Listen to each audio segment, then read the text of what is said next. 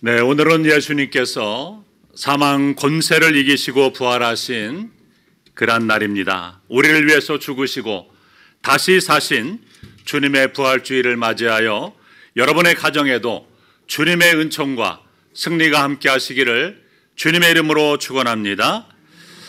여러분, 우리 기독교의 메시지는요, 두 가지입니다. 첫째는 뭐냐면요, 하나님께서 우리를 위해서 인간이 되었다는 것입니다. 그리고 또 하나는요, 그가 우리를 위해서 죽었다가 다시 살아났다는 것입니다. 이 두 가지가 우리 복음의 핵심입니다. 그런데 그분은 누구냐 하면요, 오직 바로 예수 그리스도이십니다. 그래서 우리 기독교는요, 부활의 종교입니다. 죽은 종교가 아니고 살아있는 종교입니다.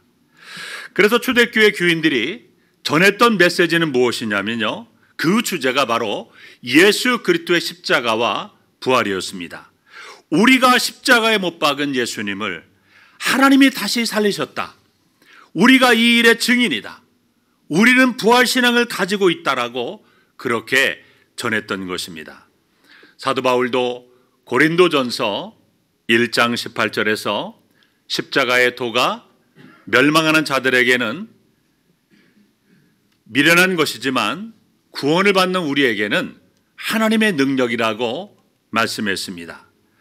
그리고 고린도전서 15장 13절 이하를 보면 만일 죽은 자의 부활이 없으면 그리스도도 다시 살아나지 못하였으리라고 말씀하고 있고, 그리스도께서 다시 살아나는 일이 없으면 너희의 믿음도 헛되고 너희가 여전히 죄 가운데 있을 것이고, 그러나 이제 그리스도께서 죽은 자 가운데서 다시 살아나셔서 잠자는 자들의 첫 열매가 되셨도다라고 말씀하고 있습니다. 여러분, 부활은요, 예수 그리스도가 지금 내 안에 살아계시고, 그리고 나와 함께 계시고 내 생명이 되어 주셔서 새 피조물로 거듭나게 하시고, 이제 모든 것에서부터 이기고 승리자가 되었으니 믿음으로 전진하는 삶을 살아가는 것이 바로 부활인 것입니다. 그런데 여러분, 우리가 부활을 말할 때 중요한 것이 있습니다. 우리도 이 부활에 참여해야 된다는 것입니다. 그래서 본문 25절과 26절에 보면 예수께서 이르시되 나는 부활이요 생명이니 나를 믿는 자는 죽어도 살겠고 살아서 나를 믿는 자도 영원히 죽지 아니하리라고 말씀하셨습니다. 이 말씀을 보면 죽어도 살겠고 무릇 살아서 나를 믿는 자는 영원히 죽지 아니한다고 했습니다. 우리에게 소망을 주시는 말씀 아닙니까? 주님께서 부활이요 생명이 되시기 때문에 우리에게 부활의 삶을 허락해 주신다는 것입니다. 그런데 우리가 이 부활에 참여할 수 있는 길은요, 바로 믿음이라는 겁니다. 그래서 우리 주님께서 뭐라고 말씀하셨습니까? 나를 믿는 자는 죽어도 살겠고 살아서 나를 믿는 자는 영원히 죽지 아니하리니 이것을 내가 믿느냐? 이렇게 물으셨습니다. 다른 방법은 없습니다.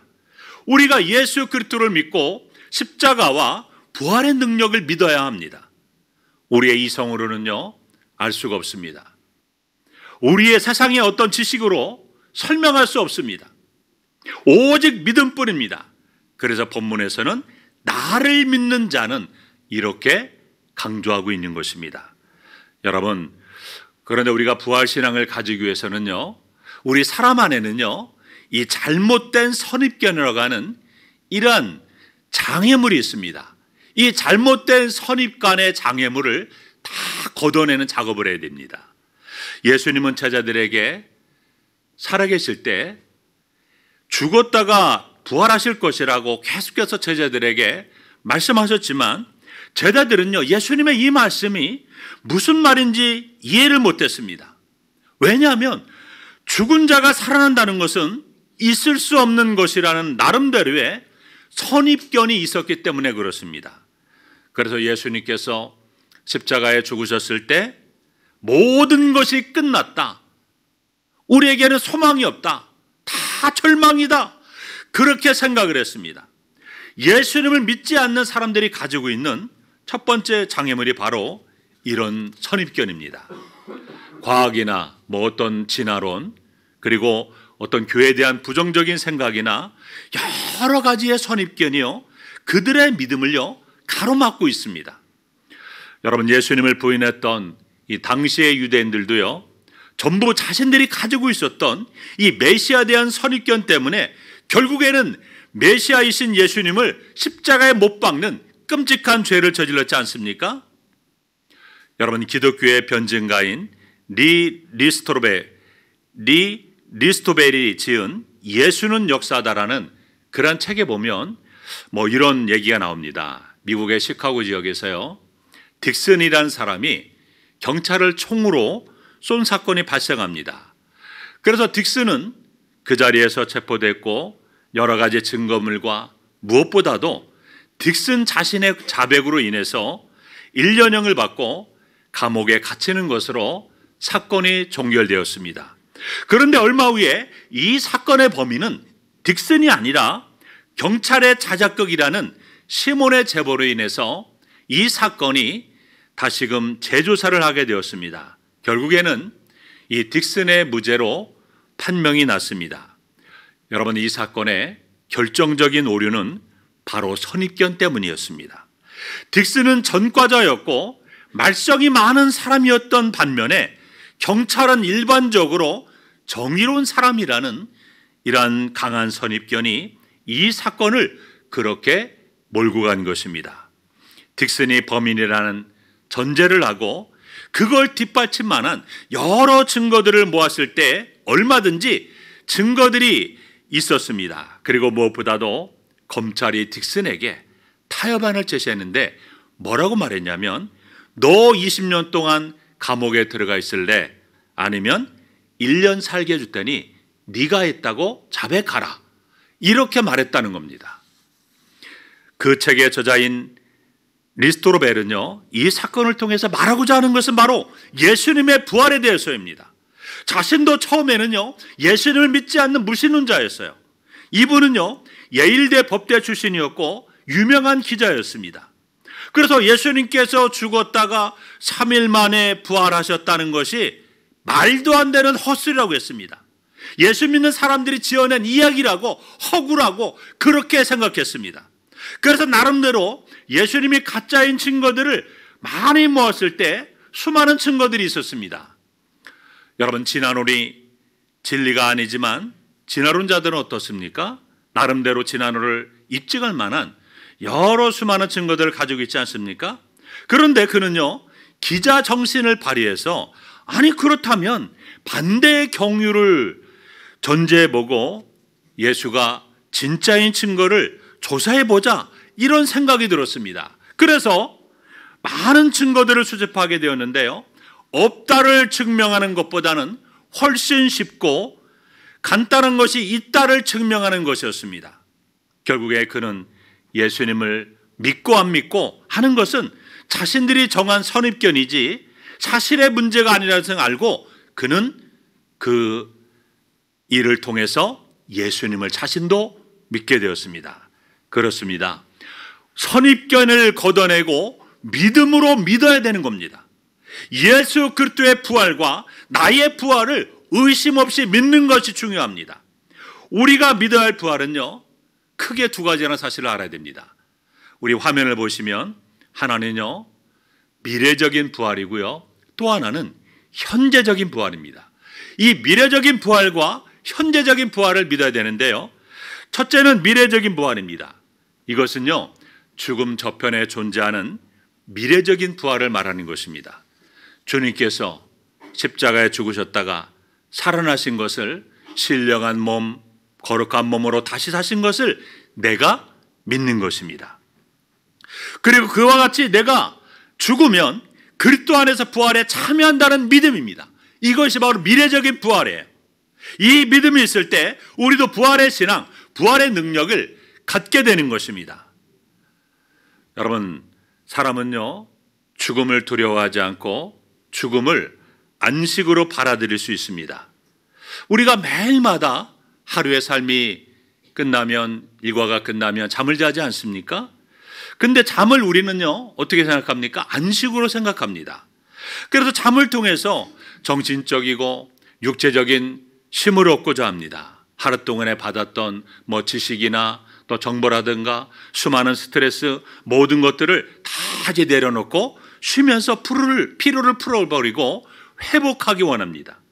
그래서 이 잠을 쉼으로 받아들일 수 있는 것은 내일 아침 해가 쨍하고 뜰 때 나도 깨어난다는 소망이 있기 때문에 그렇습니다. 내가 이 밤에 편히 쉬고 내일 다시 깨어난다는 믿음이 없다면 여러분, 잠이 얼마나 두려울까요? 이 세상에서 가장 무서운 것이 있다면요, 그것은 바로 죽음이에요. 그래서 모든 인생은요, 다 죽음 앞에 벌벌 떱니다. 여러분, 사형수들이 어느 날 사형수의 이름을 딱 부르면 언제 죽을지 모르니까 그렇게 여러분 두려워 떤다고 합니다. 드디어 내가 죽을 때가 됐구나. 그런데 여러분, 사형장으로 걸어갈 때요, 그 감옥문에서 나와서 사형장으로 걸어가는, 여러분, 걸어가면서 이 사형수가요, 아주 천천히 걷는다고 합니다. 생명의 냄새라도 한 번 더 맡고, 그 살아있는 삶이 너무나 아쉬워서 아주 천천히 그렇게 걸어간다고 합니다. 그래서 그 시간이 오래 걸린다고 합니다. 여러분, 사람은 아침에 다시 깨어난다는 기대가 있기 때문에 편히 누워서 잠을 자는 것입니다. 그와 마찬가지로 부활에 대한 확실한 소망이 있으면요, 우리가 죽음을 안식으로 받아들일 수 있는 것입니다. 그러므로 우리는요, 아침에 일어날 때마다 오늘 나에게 부활의 소망을 주셨구나, 이런 고백을 하며 하루의 삶을 시작하시기 바랍니다. 그래서 여러분, 부활의 소망이 없는 사람은요, 가장 불쌍한 인생이에요. 그래서 성경은 사람의 죽음에 대해서 잔다라고 많이 표현하고 있습니다. 그래서 회당장 야이로의 딸이 죽음에 대해서 예수님이 뭐라고 하셨습니까? 잔다라고 말씀하셨어요. 그래서 우리도 영원한 생명으로 부활에 대한 믿음이 있다면 죽음을 안식으로 받아들이며 저 영원한 나라를 우리가 바라보게 되는 것입니다. 바로 이 믿음이 우리 모두에게 있어야 한다는 것입니다. 주님은 우리에게도 이 믿음이 있기를 바라고 계시는 것입니다. 두 번째로 또 우리가 믿어야 할 부활은요, 현재적인 부활입니다. 오늘 본문에 보면 나를 믿는 자는 이렇게 말씀하고 있거든요. 그러니까 이 말씀 속에는요, 지금 현재 부활 신앙을 촉구하시는 것입니다. 주님께서 말씀하십니다. 나를 믿는 자는 죽어도 살 것이라고 했습니다. 자, 여기에서 살겠고, 이것은요, 현재형이거든요. 그래서 죽어도 그는 여전히 계속 살아있는 것입니다. 그리고 살아서 나를 믿는 자는 영원히 죽지 아니한다라고 말씀합니다. 그리스도와 함께할 때 그때 우리의 영혼은 살게 됩니다. 그리스도와 함께할 때 현실의 모든 절망과 아픔을 이겨내고 주님 안에서 우리는 다시 일어서게 된다는 것입니다. 이것이 바로 현재적인 부활이에요. 여러분, 주님은 바로 이러한 부활 신앙을 우리에게 요구하고 있는 것입니다. 그런데 우리의 믿음은 어떻습니까? 과거적인 것과 미래적인 부분에만 강합니다. 그러나 현재적인 믿음은 너무나 약합니다. 여러분에게 묻습니다. 오늘 이 순간의 부활, 지금 이 순간의 부활이 여러분에게 있음을 믿으십니까? 여기에 얼마나 많은 사람이 여러분 예라고 대답할까요? 이 질문에 많은 사람들이 쉽게 대답하지 못할 것입니다.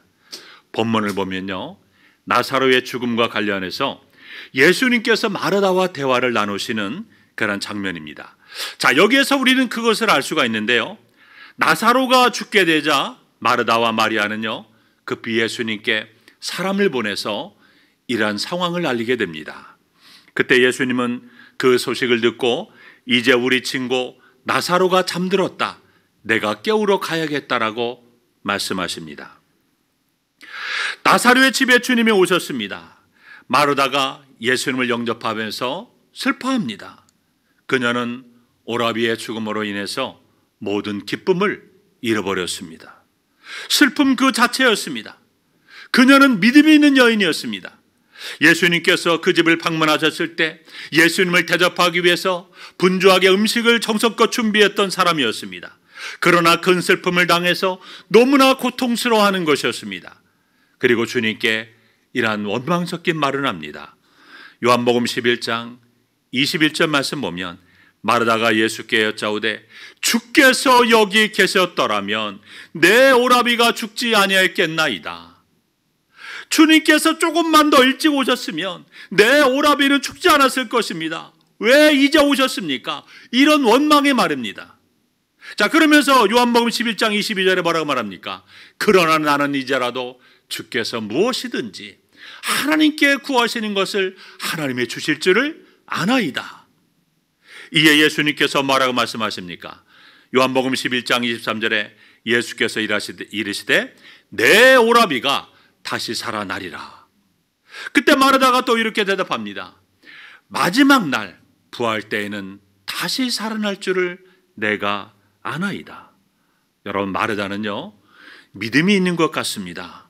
지금이라도 주께서 무엇이든지 하나님께서 구하시는 것을 하나님께서 주실 줄로 믿습니다라고 좀 전에 그렇게 여러분 우리가 말씀을 통해서 보았지 않습니까? 자, 그러나 이자라도 해놓고 마지막 날에 주님께서 다시 오실 때에 약속하신 그 부활이 이루실 줄을 나는 믿습니다라고 그렇게 말하고 있습니다.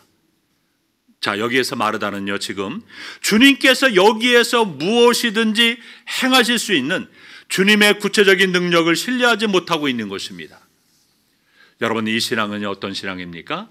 교리적으로는 믿고 있지만 현재의 절망, 현재의 아픔은 치료하지 못하는 신앙입니다. 믿음으로 살아가고 있지만, 그래서 저 끝에 부활이 있다는 것을 분명히 믿지만 오늘 주어진 삶 가운데는 소망과 승리와 능력과 치유가 없는 삶을 사는 것입니다. 여러분, 이것이 바로 우리의 모습이 아닙니까? 미래에 하나님께서 나를 다시금 살리실 것을 믿는데 지금 이 절망적인 상황 가운데서 나를 건지시고 나를 살리시고 나를 온전케 하신다는 믿음이 없이 계속해서 염려와 두려움 가운데, 걱정 가운데 불안한 생각과 판단과 결정하고 있지는 않습니까? 미래의 그날만을 생각하고 있지는 않습니까? 그렇다면 우리는 불완전한 부활신앙을 가지고 있는 것입니다. 그러한 신앙일 때 우리의 삶은요 마치 어두운 바다를 염려와 두려움으로 항해하는 돛담배와 같을 뿐입니다. 그러나 오늘 주님께서 나와 함께 하시로 내가 부활의 삶을 산다는 믿음을 가지고 있다면 우리는 이 세상에서 능력 있는 삶을 살게 되는 것입니다. 외형적으로 보았을 때 아주 건강하게 보이는 사람이 있었습니다. 그래서 이분은요 항상 사람들 앞에서요 아주 잘 웃고 또 긍정적이고 또 적극적이고 또 좋은 말만 해주는 인기도 많은 사람이었습니다. 그런데 그분에게는요 아픔이 있었습니다. 항상 소화가 잘 안 되고 이 마음이 약간 우울한 그런 마음이 있었습니다. 그래서 계속해서 두통에 시달렸습니다. 그래서 병원을 찾아갔는데요 의사와 상담하면서 뭐 이런저런 얘기를 하다가 자신이 어떠한 상태인지 심리검사를 받게 되었습니다. 그는 나름대로 믿음이 있었기 때문에 모든 것에 긍정적인 듯하고 또 좋은 듯한 방향으로 설문에 응했습니다. 자, 그런데 결과는 속으로 근심이 많고 걱정이 많아서 우울증 증상이 있다는 그러한 진단이 나왔습니다. 그 이야기를 듣고 이 사람은 깜짝 놀랐습니다. 그리고 의사와 대화를 하다가 중요한 사실을 깨달았습니다.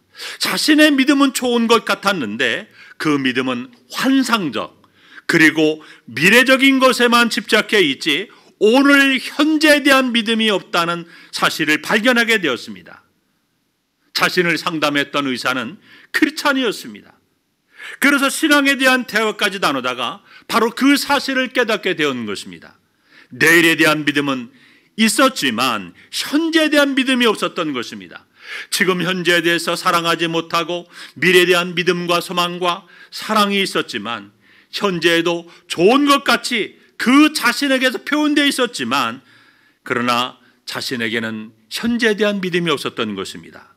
그 사실을 깨닫고 그는 교회에 가서 하나님 앞에 회개하고 기도했습니다.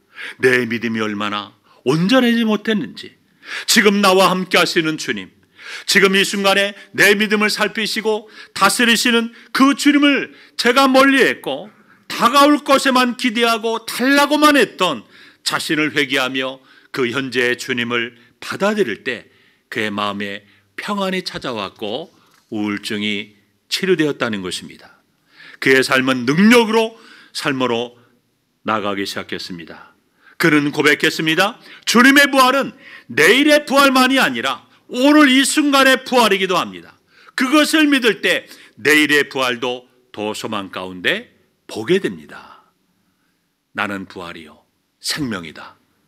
예수님의 선포는요, 미래적인 것뿐만 아니라 오늘 이 시대를 살아가고 있는 바로 이 현재적인 삶이라는 것을 우리가 믿어야 됩니다. 이 믿음 안에서 오늘 주님 안에서 살고 미래의 부활에 참여하게 되는 것입니다. 여러분, 부활은 미래적이면서 또한 현재적으로 우리의 영적인 삶에서 일어나는 능력이라는 사실을 기억해야 됩니다.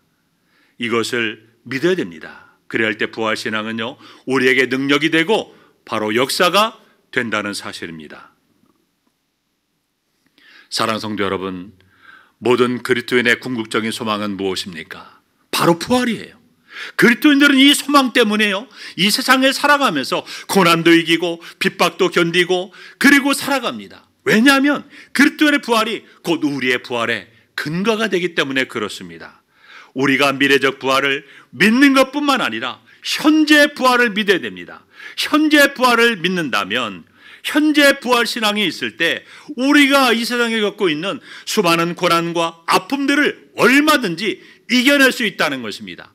우리 안에 부활 신앙이 있으면요, 지금 우리 안에 수많은 어려운 문제들 다 믿음으로 이겨내고 우리는 견뎌내고 승리하며 살아갈 수 있다는 사실을 반드시 기억하시기 바랍니다. 이 부활 신앙이 그래서 능력이 있고 그래서 강력한 것입니다.